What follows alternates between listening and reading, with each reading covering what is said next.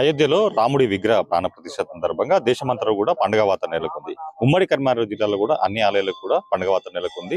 కరీంనగర్లోని చైతన్యపురిలో కరీంనగర్ ఎంపీ బండి సంజయ్ ప్రత్యేక పూజల్లో పాల్గొన్నారు. సార్ చెప్పండి, మొత్తంగా మీకు ఈ అయోధ్యకు సంబంధించి కూడా మీకు గత ఎన్నో సంవత్సరాల నుంచి కూడా పోరాడినటువంటి మీరు ఈ రోజు ఆ కళ సాకారమైంది, ఎట్లా ఉంది? ఈ అనుభూతి ఎట్లా ఉంది?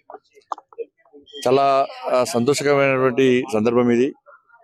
ఇవాళ ప్రతి హిందూ కూడా నేను హిందూ అని చెప్పి సగర్వంగా తలెత్తుకొని తిరిగేటువంటి రోజు ఈరోజు.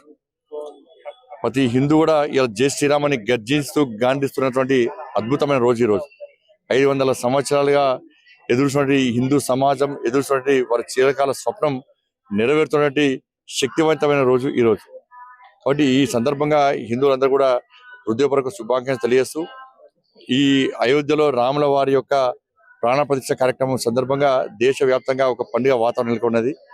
ఇలా బస్తీల్లో, గల్లీలో, అన్ని కూడల్లో, వ్యాపార కూడల్లో కానీ అంతా కూడా వాళ్ళ పెండాల్స్ ఏర్పాటు చేసుకొని రాముల వారి కళ్యాణం, రాముల వారికి అభిషేక కార్యక్రమం, అన్నదాన కార్యక్రమం కూడా చేస్తున్నారు. ప్రతి ఇంటిని అలంకరించుకున్నారు. ఒక పండుగ వాతావరణం దేశవ్యాప్తంగా నెలకొని ఉన్నది.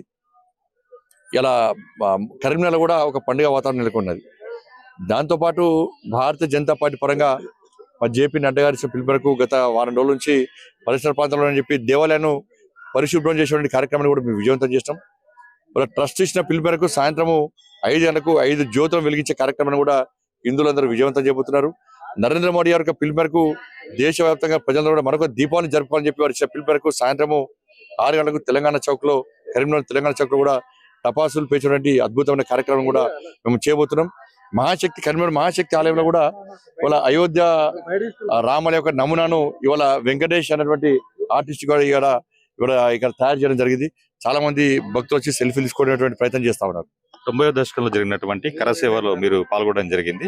మొత్తంగా అప్పుడు జరిగినటువంటి పరిస్థితి ఎట్లా ఉండే, నిర్బంధం ఉండేది? అప్పుడు జరిగినటువంటి పరిస్థితి సాయంత్రం ఆడతాను అంతా జై శ్రీరామ్.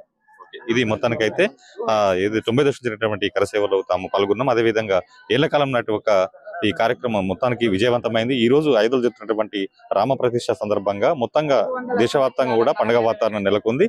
సో మొత్తంగా ఈ పండుగ వాతావరణంలో కూడా ప్రజలందరూ కూడా మమేకాలని కూడా ఎంపీ బండి సంజయ్ కోరుతున్నారు. కెమెరామెన్ కిషోర్తో రామకృష్ణ, ఐడి న్యూస్, కరీంనగర్ నుంచి.